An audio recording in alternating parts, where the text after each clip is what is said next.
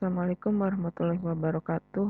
Untuk materi kali ini saya akan membahas tentang penelitian kebudayaan.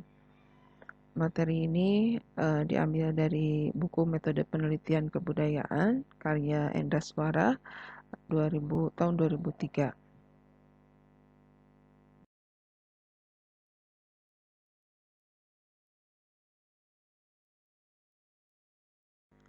Baik, untuk pertama kita akan membahas mengenai ciri khas atau karakteristik penelitian kebudayaan. Nah, penelitian kebudayaan sedikit berbeda dengan penelitian humaniora lainnya. Meskipun ada kesamaan dengan penelitian bidang sosial, arkeologi, sastra, sejarah, dan sebagainya, namun penelitian budaya tetap memiliki spesifikasi tersendiri. Nah, untuk mengetahui spesifikasi atau misalnya karakteristik penelitian kebudayaan, di dalam buku Endra Swara halaman 2 dijelaskan 7 ciri khas atau karakteristik penelitian kebudayaan. Pertama, latar penelitian spesifik mengungkap permasalahan-permasalahan yang unik pada suatu daerah tertentu. Nah, pada ciri nomor 1 ini, kebudayaan itu bersifat dialektis. Nah, artinya meneliti budaya perlu memperhatikan aspek-aspek lokatif atau kedaerahan yang masing-masing lokasi sering berbeda satu sama lain. Yang kedua, penelitian lapangan, tidak sekedar mengandalkan data pustaka. Nah, untuk penelitian kebudayaan ini lebih ke arah penelitian lapangan ya atau empirik gitu. Karakteristik ini menegaskan konsep-konsep peneliti budaya terdahulu seperti Mead. Dia menjelaskan bahwa pengetahuan itu secara keseluruhan bergantung pada kajian lapangan yang dilakukan oleh individu ataupun masyarakat gitu ya. Nah, ada juga Gears, dia menyatakan jika kita akan memahami pengetahuan, seharusnya tidak belajar dari teori atau penemuan-penemuan, melainkan harus melihat pada apa yang terjadi pada praktisi gitu ya. Nah, dua pernyataan ahli ini Mead dan Gears menegaskan tentang karakteristik penelitian budaya yang memang berkonteks lapangan ya. Nah, kenapa data pustaka atau studi pustaka ini tidak dipakai bukan tidak menjadi data primer gitu. Data primer itu data utama untuk penelitian kebudayaan. Nah, kenapa? Karena penelitian pustaka tentang budaya yang diambil dari data sekunder, hasil kesimpulan yang akan diambil itu bisa terjadi bias gitu ya, bisa bias. Maksudnya mungkin akan ada terjadi penyimpangan gitu ya. Nah, justru dengan penelitian kebudayaan yang mengandalkan data lapangan, data yang diperoleh itu akan merupakan data primer ya. Nah, data primer yang lahir dari memang ahlinya gitu, dari informan, dari penduduk asli gitu, sehingga kesimpulan yang akan kesimpulan yang akan diambil pun yang diambil itu kemungkinan untuk menyimpangnya itu kecil gitu karena data diambil dari data primer. Ya, rancangan penelitian budaya bersifat lentur, sangat mungkin berubah sesuai kondisi lapangan. Jadi misalkan ketika dalam proposal penelitian kita merumuskan suatu masalah misalkan ya A, B, C gitu ya. Nah, tapi ketika kita terjun ke masyarakat, ketika kita melakukan penelitian lapangan atau penelitian budaya, si rumusan masalah ini tidak sesuai misalkan atau ada penambahan ya, ada gejala-gejala yang dilihat oleh peneliti gitu ya, ada gejala lain sehingga si rumusan masalah itu dirubah misalkan ya. Nah, itu kalau untuk penelitian kebudayaan itu memungkinkan gitu. Jadi rumusan masalah yang sudah ditetapkan dalam proposal penelitian, ketika ditemukan ketidaksesuaian atau penambahan ketika kita melakukan penelitian itu Jadi untuk merubah rumusan masalah itu masih mungkin gitu, masih maksudnya bisa bisa dirubah gitu ya. 4. Penelitian budaya mengandalkan analisis terus-menerus sejak di lapangan sampai laporan. Penelitian budaya ini kebanyakan menggunakan penelitian kualitatif ya. Nah, penelitian hasil bagus atau tidaknya suatu penelitian budaya itu tergantung pada peneliti. Maksudnya kemampuan peneliti dalam merefleksikan dan menganalisis, dalam mencermati fenomena budaya yang ada gitu ya. Sehingga ketika melakukan penelitian budaya, nah otomatis si peneliti itu harus banyak terus menganalisa fenomena-fenomena yang terjadi di lapangan gitu ya, dari awal dia masuk ke lapangan sampai penyusunan laporan. Oke, yang kelima, penelitian budaya bersifat sementara, mudah berubah dan lokatif.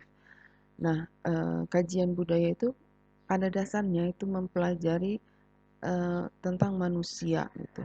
Nah, manusia itu kan cenderung dia berubah-ubah ya. Nah, namanya kebudayaan yang merupakan hasil karya manusia, hasil karya cipta karya dan karsa manusia, itu pun akan ikut berubah gitu ya. Nah, sehingga penelitian budaya itu dia tidak bisa distandarisasi gitu ya. Misalkan dalam gaya berpakaian atau misalkan dalam model kerudung gitu ya. Nah, pada zaman saya dulu menggunakan kerudung yang berbelit-belit ke atas itu masih aneh ya gitu. Kebanyakan menggunakan bahan yang kerudung segi empat dan hanya dipakai peniti ya di dekat leher itu. Tetapi sekarang berbagai macam jenis kerudung itu banyak ya, ada yang dibelit-belit di atasnya gitu. Nah, di sini dari contoh ini menunjukkan bahwa si budaya itu berubah gitu ya. Yang dulu dianggap tabu, kadang sekarang menjadi sesuatu yang wajar. Yang dulu dianggap wajar gitu ya, sekarang tidak wajar gitu ya. Misalkan kejujuran gitu ya, kalau dulu memegang teguh jujur ya, harus jujur, berbohong itu tidak bagus gitu. Tapi kadang sekarang menjadi terbalik ya, orang-orang jujur itu sangat susah untuk ditemukan gitu. Dan ketika ada yang jujur, misalkan ya, itu dianggap sesuatu yang spesial atau kadang sesuatu yang aneh gitu, sesuatu yang uh, apa ya, yang dulu dianggap bagus gitu ya, image-nya, sekarang yang jujur itu misalkan dalam satu lingkup tertentu uh, sesuatu yang mengganggu gitu ya. Nah, jadi nilai-nilai pun semua bergeser ya, berubah, sehingga penelitian budaya itu hanya bersifat sementara, hanya pada zamannya saja, sehingga penelitian kebudayaan itu sangat terpengaruhi oleh ruang dan waktu ya. Penelitian budaya tidak mencari sebuah rumusan umum atau generalisasi, tetapi transferabilitas antar fenomena gitu. Jadi penelitian budaya ini tidak menemukan suatu rumus misalkan ya, atau suatu rumus-rumus yang memang statis tetap gitu ya. Karena dari karakteristiknya juga penelitian budaya itu berubah ya. Nah, dan yang dicari itu transferabilitas antara fenomena. Jadi hubungan apa? Misalkan suatu kebijakan ada, atau misalkan suatu budaya baru muncul, gitu ya. Nah, ini apa efek faktor apa yang menyebabkannya, gitu ya. Dilihat mungkin dari kacamata politik atau dari sejarah dan sebagainya. Jadi melihat kehubungan dengan fenomena lainnya gitu. Penelitian budaya bersifat holistik, tidak parsial, integratif dan interaktif. Nah, holistik itu menyeluruh ya. Jadi karakteristik budaya, penelitian kebudayaan itu mengikuti karakteristik budaya yang terintegrasi. Nah, budaya itu lekat ya inheren dengan bidang-bidang lain yang terstruktur rapi. Nah, keterkaitan antar unsur kehidupan itulah yang membentuk sebuah budaya. Dengan demikian, budaya bukan sekedar tumpukan acak fenomena ya atau bukan sekedar kebiasaan yang lazim, melainkan tata rapi dan penuh arti gitu, penuh makna.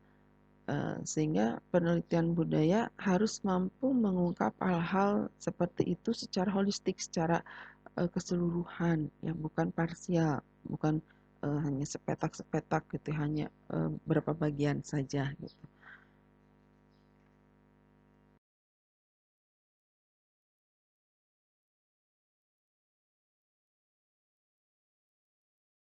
Kajian budaya. Kajian budaya pada dasarnya adalah studi tentang manusia. Dalam kaitan ini ada beberapa cabang yang bisa ditekankan. Pertama, kajian budaya ke arah aspek-aspek biologis dan budaya manusia. Yang kedua, kajian yang ke arah sejarah budaya. Ketiga, kajian budaya ke arah manusia sebagai bagian dunia. Yang keempat, kajian budaya manusia secara individual maupun kelompok. Dan yang kelima, kajian budaya secara holistik.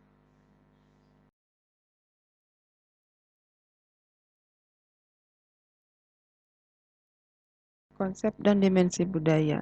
Konsep budaya, kebudayaan berasal dari kata kultur ya. Bahasa Latinnya cultura yang artinya memelihara, mengolah, dan mengerjakan. Dalam definisi ini, cakupan budaya menjadi sangat luas ya karena manusia akan memelihara, mengolah, dan mengerjakan berbagai hal-hal yang menghasilkan tindak budaya. Karena itu konsep kebudayaan menjadi sangat beragam dan luas sekali. Nah, antropolog A.L. Kruber dan C. Clark Hahn dalam Culture, A Critical Review of Concept and Definition mendata hingga 160 definisi kebudayaan. Jadi sangat banyak sekali definisi tentang kebudayaan. Nah, dari 160 definisi tersebut, mereka mengidentifikasi 6 pengertian utama dari kebudayaan, yaitu secara deskriptif, historis, normatif, psikologis, struktural, dan genetik.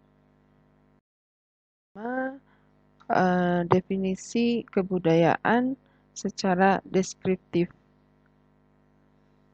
Artinya,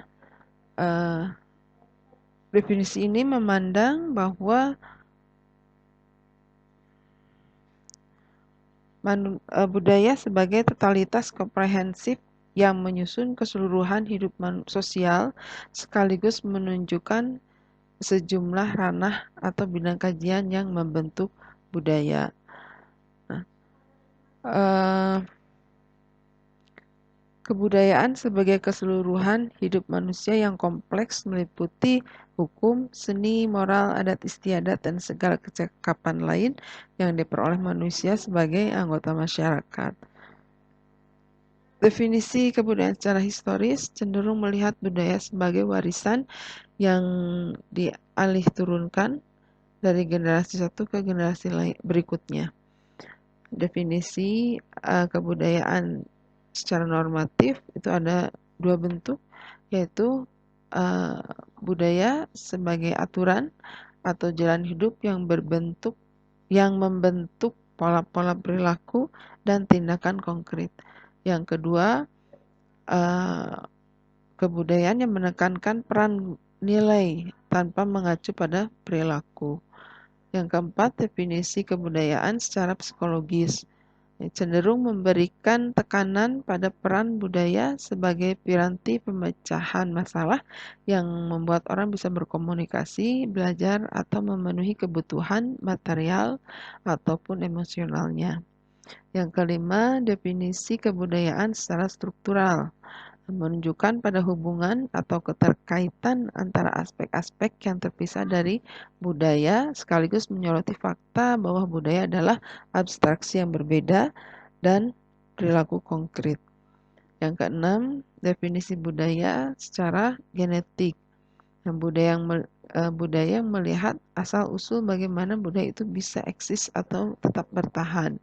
Nah, budaya ini cenderung melihat budaya lahir dari interaksi antara manusia dan tetap bisa bertahan karena ditransmisikan dari satu generasi ke generasi berikutnya.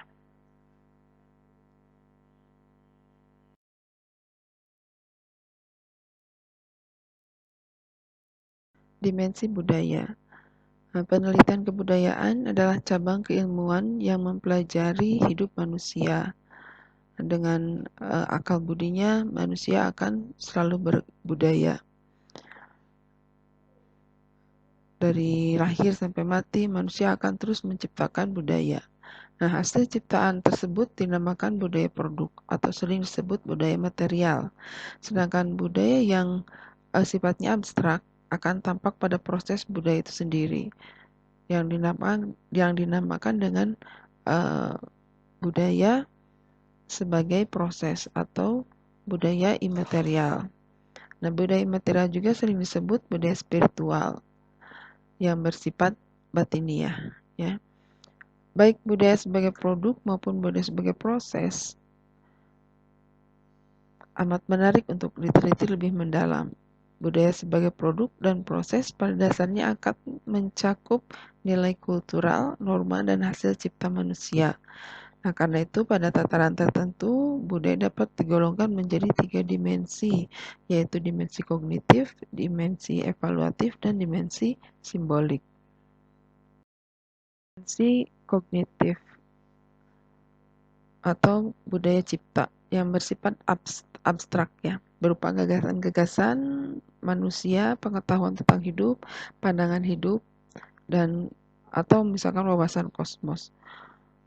Yang kedua, dimensi evaluatif, artinya menyangkut nilai-nilai dan norma budaya yang mengatur sikap dan perilaku manusia dalam berbudaya, yang kemudian membuahkan yang namanya etika budaya. Yang ketiga, dimensi simbolik berupa interaksi hidup manusia dan simbol-simbol yang digunakan dalam berbudaya. Kajian budaya. Kajian budaya pada dasarnya adalah studi tentang manusia. Dalam kaitan ini ada beberapa cabang yang bisa ditekankan. Pertama, kajian budaya ke arah aspek-aspek biologis dan budaya manusia. Yang kedua, kajian yang ke arah sejarah budaya. Ketiga, kajian budaya ke arah manusia sebagai bagian dunia.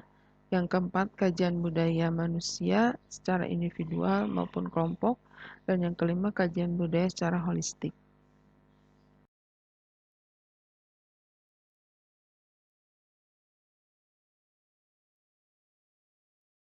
Konteks budaya.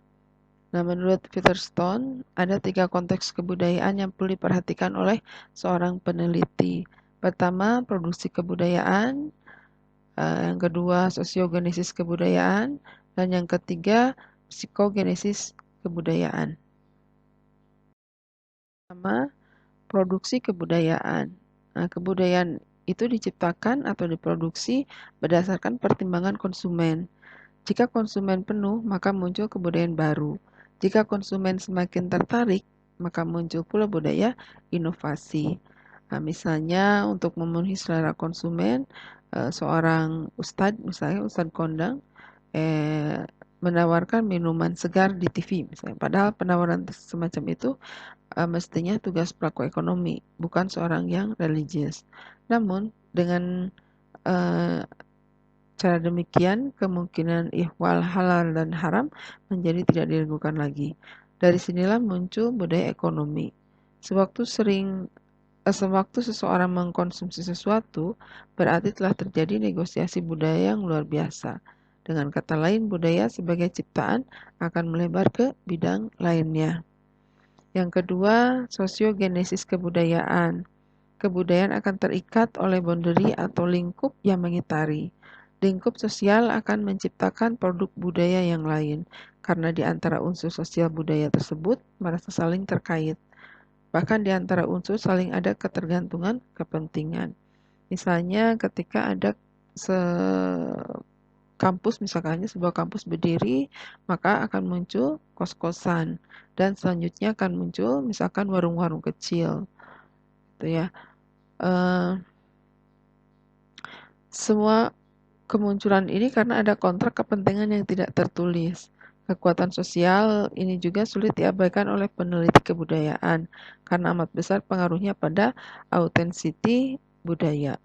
Lalu ketika orang sedang berkunjung ke suatu komunitas, mereka ingin dikatakan otentik dengan cara membeli kekhasan budaya setempat. Misalkan ketika turis mancanegara ke Bandung misalkan ya, maka mereka pulang harus membawa oleh-oleh Bandung. Yang ketiga, psikogenesis kebudayaan. Ini ada psiko ya, kejiwaan. Kebudayaan dapat muncul dari dorongan kejiwaan. Karena itu muncul budaya-budaya lembut yang bersifat spiritual. Nah, budaya semacam ini merupakan tuntutan alamiah naluri jiwa manusia sebagai pemenuhan kebutuhan batin. Nah, kadang-kadang kebudayaan semacam ini jauh dari kepentingan material, melainkan pada kepuasan batin ya, karena psikogenesis kebudayaan, jadi lebih menekankan pada kepuasan batin. Nah, misalkan mahasiswa yang demo misalkan dengan membagi-bagikan bunga kepada pengendara mobil atau motor ya, sebenarnya lebih ingin memuaskan batin. Mereka menginginkan ada dukungan batin orang lain yang disimbolkan lewat bunga tersebut. Nah, keuntungan tidak seberapa ya secara materi, namun kenikmatan batin bisa didapat gitu ya. Dalam meneliti budaya, kita juga harus berpegang pada konteks ruang dan waktu. Nah, karena budaya bukan benda mati ya. Budaya itu akan terus berkembang gitu. Budaya ada sesuatu yang dipelajari dan tidak semata-mata dilakukan orang, tapi memang sesuatu yang dipelajari. Konteks semacam ini menyeratkan bahwa budaya itu adalah sebuah refleksi pemikiran. Nah, oleh karena pemikiran manusia sering berbaur dengan intuisi yang futuristik, sehingga mampu menerobos ruang dan waktu, maka peneliti pun perlu cermat menghadapi loncatan pemikiran tersebut ya. Dan jika peneliti tidak mampu mengejar ketertinggalan pemikiran pemilik budaya yang sudah semakin canggih, berarti peneliti akan tenggelam nantinya ya.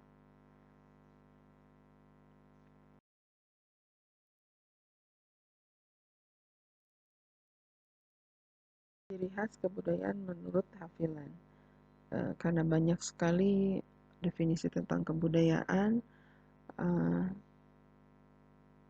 Huber saja menemukan 160 definisi tentang kebudayaan ya. Dan dari berbagai macam definisi itu, Haviland melihat atau menjelaskan, memaparkan ciri khas kebudayaan. Yang pertama, bahwa kebudayaan itu adalah milik bersama. Kebudayaan merupakan hasil belajar. Kebudayaan didasarkan pada lambang. Yang terakhir, budaya merupakan kesatuan integratif. Kebudayaan merupakan milik bersama atau kolektif. Ini sudah jelas ya. Kebudayaan itu ada milik publik. Kenapa? Karena norma, nilai, ide, dan simbol itu diakui bersama, dimengerti bersama. Ini tidak sendiri ya, tidak individu, tapi diakui dan dimengerti bersama oleh suatu kelompok ya. Yang kedua, kebudayaan merupakan hasil belajar, meskipun secara tadi definisi historik itu bahwa kebudayaan itu hasil dari warisan ya, dari turun temurun, tetapi dalam proses penerusan budaya tetap melalui proses pembelajaran ya, terutama yaitu melalui proses enkulturasi. Yang ketiga, kebudayaan itu didasarkan pada lambang. Tuh. Leslie White mensugestikan bahwa segala perilaku manusia itu menggunakan lambang. Itulah sebabnya setiap yang memuat lambang dalam hidup manusia dapat dikategorikan budaya. Kehadiran lambang inilah yang selalu mengundang penafsiran berbeda-beda dalam penelitian budaya. Yang terakhir, budaya merupakan kesatuan integratif. Kebudayaan itu memang tidak berdiri sendiri-sendiri, melainkan sebuah paket. Integrasi budaya ini secara tidak langsung telah mengarahkan peneliti untuk mempelajari budaya secara total. Jadi tidak hanya memahami budaya secara parsial ya, tapi memahami budaya secara total. Sekian untuk tema kali ini. Terima kasih.